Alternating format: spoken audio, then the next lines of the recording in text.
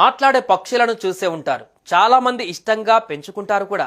అయితే రోజు మన ఇంటి మీద వాలి ఏవో ఒకటి ఎగరేసుకుపోయే కావు కావనే కాకి మనిషిలా మాట్లాడడం ఎప్పుడైనా చూసారా? కనీసం కాకి మాట్లాడుతుందని విన్నారా? అయితే ఈ వీడియో చూడండి, కాకి ఎంత ముద్దుగా మాట్లాడుతుందో.